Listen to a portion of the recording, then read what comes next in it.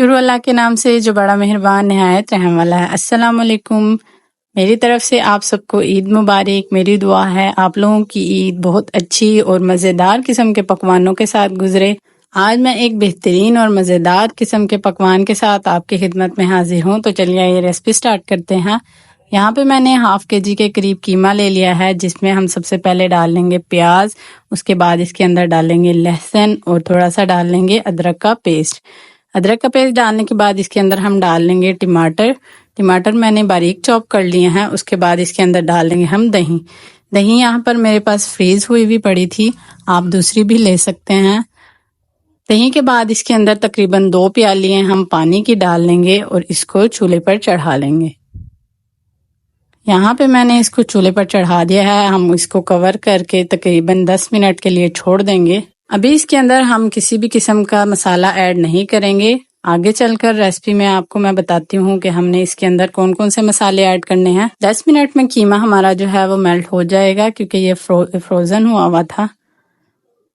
बस यहाँ पे हम सारी चीजों को मिक्स करेंगे। सब चीजों को मिक्स करने के बाद आपने तकरीबन इसको 15 से 20 मिनट के लिए लो फ्लेम पर कवर करके छोड़ देना है, ताकि हमारा जो कीमा है वो अच्छे से गल जाए और इसमें बिल्कुल भी कसर ना रहे। ये देखिए माशाल्लाह यहाँ पे हमारा जो कीमा है वो बिल्कुल गल चुका है। अब हमने इसको अच्छे से भूनना है, ताकि इसमें से जो टमाटर और लहसुन वगैरह प्याज वगैरह हैं वो अच्छे से इसमें मिक्स हो जाएं। और इसका पानी जब ड्राई हो जाए तभी आपने इसके अंदर ऑयल ऐड करना है।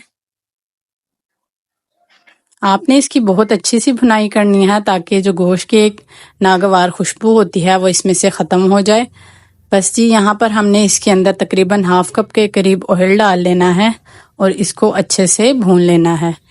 जब हमारा कीमा अच्छे से भुन जाएगा, ये ऑयल छोड़ देगा, तो इसके अंदर तभी हमने स्पाइसेस डालने हैं। स्पाइसेस में मैंने यहाँ पे सिर्फ 1 टेबल स्पून काली मिर्च दी है और हाफ टेबल स्पून इसके अंदर नमक जाएगा।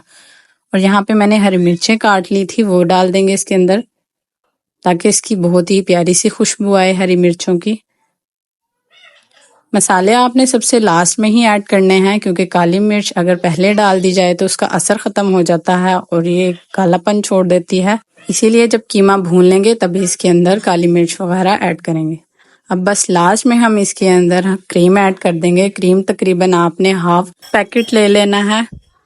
आप इसके अंदर क्रीम ही ऐड कीजिएगा, मलाई से बिल्कुल भी ऐसा टेक्सचर नहीं आएगा। मलाई भी ऐड कर सकते हैं, लेकिन जो क्रीम होगी उससे ये ज़्यादा अच्छा क्रीमी क्रीमी बनेगा, तो आप इसके अंदर क्रीम ही ऐड कीजिएगा।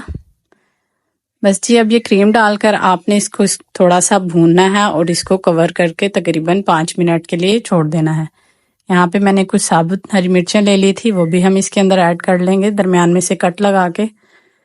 यहाँ पे हमारे कीमे को 5 मिनट हो चुके थे। ये देखिए इसने ऑयल भी छोड़ दिया है। ये बहुत ही मज़ेदार और शानदार किस्म का बना था। तो इस वाइट कीमे की रेसिपी को ज़रूर ट्राई कीजिएगा। इंशाल्लाह ताला ईद पे ये आपको बहुत पसंद आएगा और आपके मेहमानों को भी बहुत पसंद आएगा। और जब कभी भी ट्राई करें तो मुझे दुआओं में याद रखिएगा। बस अब जी हमने इसके अंदर लास्ट में डालना है धनिया। आप यहाँ पर इसके अंदर गरम मसाला भी ऐड कर सकते हैं पिसा हुआ। और अगर रेसिपी अच्छी लग रही हो तो लाइक कर दीजिएगा और कमेंट सेक्शन में अपनी राय का इजहार ज़रूर कीजिए कि आपको मेरी ये रेसिपी कैसी लगी।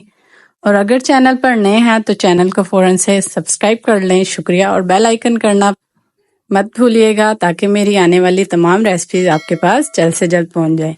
बस जी अब मुझे दीजिए इजाज़त। इंशाल्लाह ताला नेक्स्ट रेसिपी में मुलाकात होगी। तब तक के लिए अल्लाह हाफिज़ and stay tuned for more recipes.